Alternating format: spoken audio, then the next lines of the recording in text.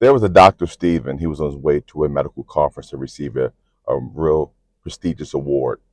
On the way flying to the conference, a severe thunderstorm came, and the pilot had to make an emergency landing. The pilot landed in this town. Dr. Stevenson went to the front desk and asked the receptionist, say, "When's the next flight to this city?" She said, "It's about 10 hours from now, but you can rent a car and get there in 3." He rented a car because he really wanted to go to this conference. On the way driving there, another storm hit, and he lost his way and he hit the wrong exit. So he found himself in this remote town. He sees an old house and he's desperate. He's hungry. His cell phone is not charged. He knocks on the door and he asks the lady who answers. There was a man named Dr. Stevens. He was on his way to a medical conference to receive an award for a medical breakthrough he had. Well, on his way there, he was on a flight, and the flight came into a severe thunderstorm, and the pilot had to make an emergency landing. So the pilot landed the plane. So Dr. Stevenson, in panic, because he did not want to miss this conference because he really wanted to discuss his new breakthrough and receive the award.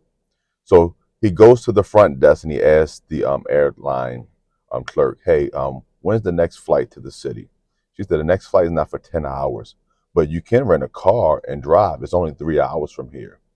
So Dr. Stevenson opted to rent a car.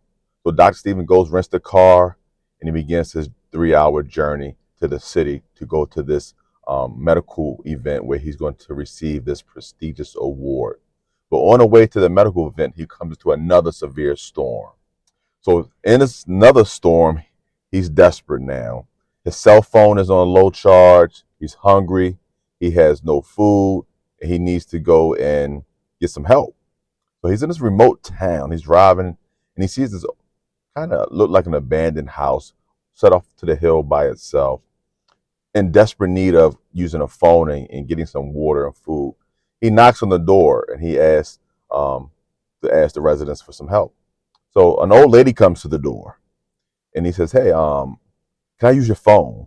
She said, "I don't have a phone, nor do I have electricity, but feel free to come in out this weather and I'll fix you a hot meal and use some tea or coffee and help you on your way."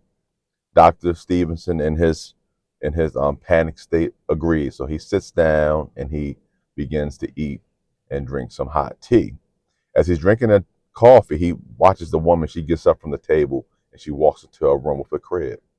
Dr. Stevenson watches her in this room with this crib, and he's like watching her pray. And she's praying continuously, different prayers. And he says, "She must need help." He says, "Well, I'll find a break in her next prayer and I'm going to ask her." So as she has the break in her prayer, she's praying by this crib, by the way. She's sitting by a crib and praying. So as he finds a break in her prayer, he says, "Ma'am, do you need help?" And she says, "Yes." And this crib is my grandson. He has a very rare form of cancer.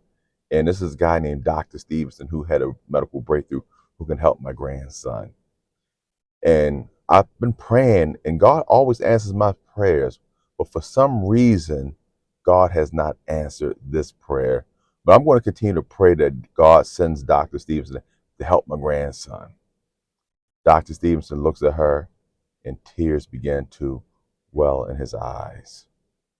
Dr. Stevenson says, "Ma'am, not only did God answer your prayers, but he sent Dr. Stevenson here in person.